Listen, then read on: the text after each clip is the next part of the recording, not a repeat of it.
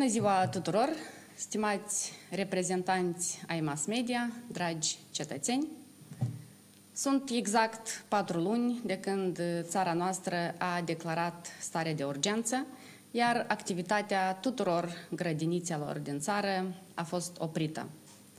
Sunt 4 luni de când mii și mii de familii cu copii de vârstă preșcolară sunt într-o situație absolut dificilă, pentru că sunt nevoiți să își lase copiii singuri acasă, nesupravegheați, pentru ca să meargă la lucru, ca să-și întrețină familia. Eu am 2 copii de vârstă preșcolară acasă, care sunt acum în grija bunicii. Întrebarea este ce fac părinții care nu au posibilitatea de a-și lăsa copiii în grija bunicilor. Îi iau cu ei la lucru? Îi lasă singuri acasă, nesupravegheați? Angajează o bonă? Din ce bani achită această bonă atunci? Și cel mai grav, ce fac mamele care își cresc copiii singure? De fapt, trebuie să spunem lucrurilor pe nume. Acest stat are cu totul alte priorități decât securitatea și bunăstarea familiilor cu copii mici. Pentru că pe 3 iulie, de exemplu, guvernul a alocat peste 70 de milioane de lei pentru proiectul Arena Chișinău. Asta în timp ce veniturile mai multor familii din Republica Moldova au scăzut drastic. Deja de 4 luni, grădinițele nu funcționează, iar guvernul, după cum am văzut, așa și nu a venit cu soluții concrete pentru familiile cu copii de vârstă preșcolară.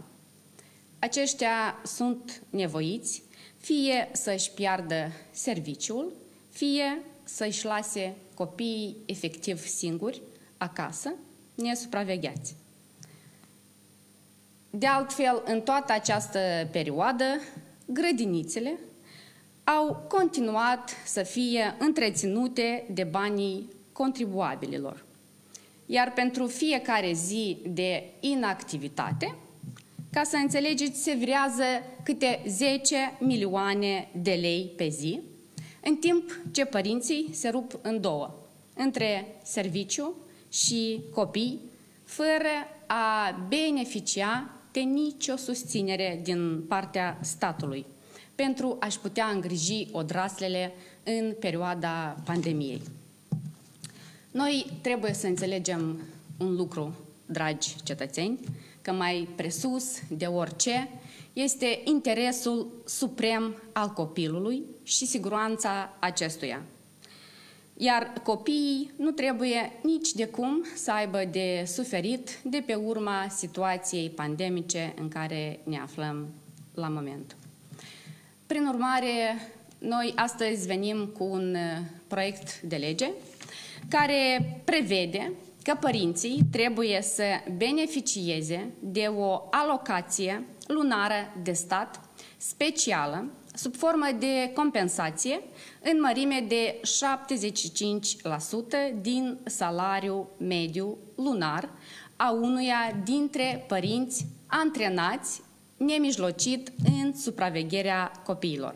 Este vorba despre durata suspendării activității grădiniților din cauza pandemiei de COVID-19.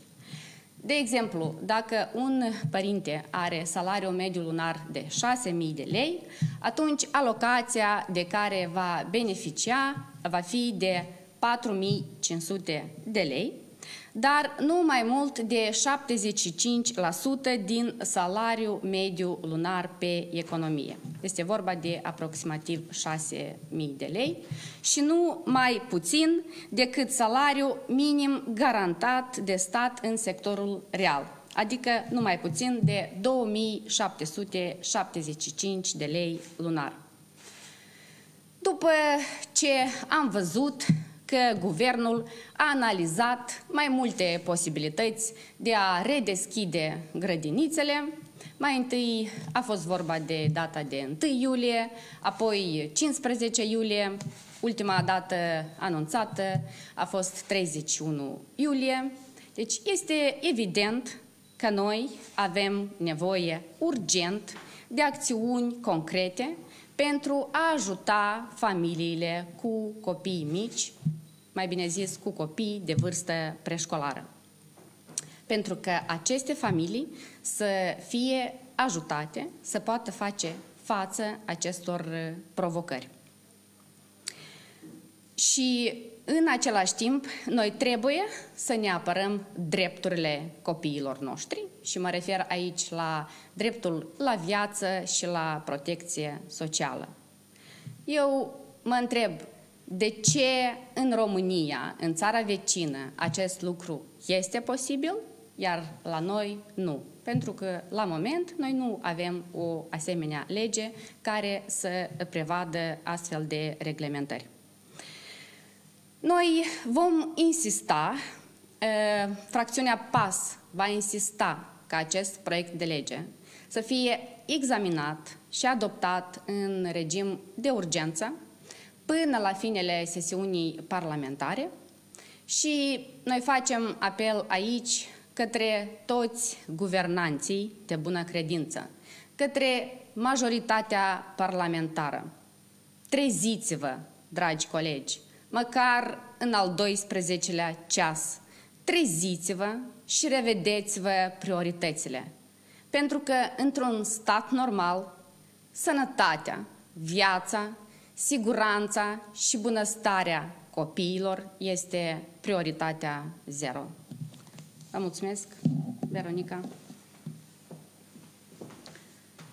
Mulțumesc, doamnă German. Vă salut și eu. Să știți că astăzi, împreună cu colegii din fracțiunea PAS, înregistrăm un proiect de lege ce ține de măsurile de susținere a părinților pentru supravegherea copiilor de vârstă preșcolară pe durata suspendării în mod forțat a procesului educațional în legătură cu situația epidemiologică. Ce vrea acest proiect concret? Da, noi suntem de acord că toți, absolut, sunt afectați de COVID-19. Bunăstarea familiilor le este afectată, copiii de pretutindeni din lume, însă în situația când în Republica Moldova, din toate statele europene, copiii au cea mai înaltă rată a sărăciei, ne întrebăm de ce guvernul a abandonat acești copii și a abandonat acești părinți. În Republica Moldova sunt peste 150.000 copii de vârstă preșcolară. Iar fiecare a doua familie cu copii mici îi întreține din activitate salarială. Ce a făcut guvernul în acești 4 luni? Zero. Nu a venit să susțină nici părinții, nu a venit să susțină nici instituțiile preșcolare. Noi cunoaștem, fiindcă mergem foarte des în teritoriu, discutăm cu părinții, discutăm cu primarii și știm că recent au avut consultări între Ministerul Educației, Culturii și Cercetării și APL-uri, adică primari, ce ține de recomandările de a redeschide grădinițele în mod treptat. Însă, până la moment, absolut nicio grădiniță nu a fost redeschisă din vari motive. Apreciem medicii care vin cu curaj să spună că este foarte riscant de a fi redeschise grădinițele, însă este totalmente amoral, inuman și chiar penal să abandoneze acești părinți în situația când nu au absolut nicio susținere subvenționată din partea statului. Acest proiect de lege nu face altceva decât să vină în ajutor părinților care se află în vârstă reproductivă și totodată sunt cei mai activi contribuabili ai Republicii Moldova. Ținem să evidențiem calculele pe care le-a prezentat doamna Doina, că vor fi subvenționați maxim cu 4.500 lei, spre exemplu, minim cu 2.775 lei, nu va fi o povară financiară pentru Republica Moldova, deoarece lunar vor fi alocați maximum 300 milioane lei. Ținem să evidențiem momentul că dacă Guvernul Republicii Moldova ar fi îndeplinit condiționalitățile Uniunii Europene, deja ar fi fost peste 800 milioane lei, care, ne dăm bine seama, ar fi avut posibilitatea să susțină mai mult de 3 luni luni de zile acești părinți aflați în dificultate. Ce a decis guvernul să facă? A decis să abandoneze acești părinți. Nu a făcut absolut nimic și noi suntem totalmente contrariați de această situație. Este un comportament lipsit de responsabilitate. Și ținem să evidențiem că atât guvernul cât și deputații din majoritatea parlamentară și-au pus masca pe ochi, pe urechi și au rămas surzi, muți și orbi la situația părinților. Ei nu au luat absolut nicio atitudine față de acele petiții din partea părinților, din partea societății civile, de a veni cu soluții față de părinți. Ținem să evidențiem faptul că avem aici alături o mamă cu copii mici care în fiecare zi ne relatează din situația dificilă în care este pusă, ce putem să facem. Luăm copiii cu noi la serviciu, angajăm bonă sau nu facem altceva decât abandonăm copiii acasă. Cunoaștem momentul ăsta că este totalmente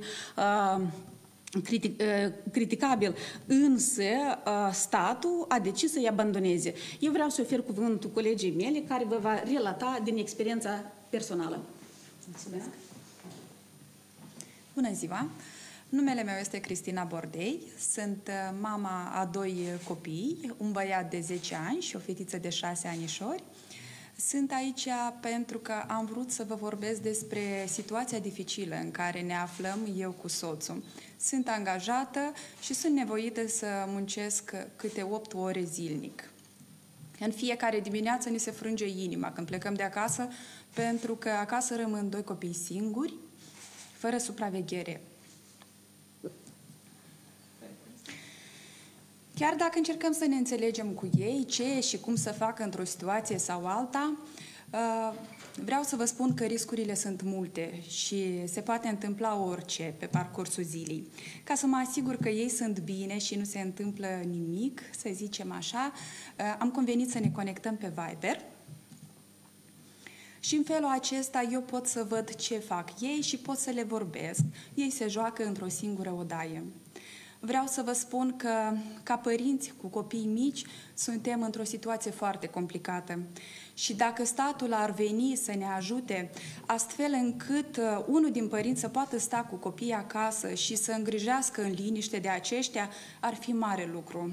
Nu cred că există soluții ideale, dar avem nevoie de o soluție intermediară, care să ne ofere posibilitatea de a echilibra cumva posibilitățile de a câștiga bani, necesitățile de autodezvoltare personală și totodată responsabilitățile de părinte față de copiii noștri. Aș îndrăzni să spun aici că avem nevoie de o soluție pentru supraviețuire, pentru noi, părinții de copii mici. Mulțumim, Cristina. Mulțumim. Toate bune.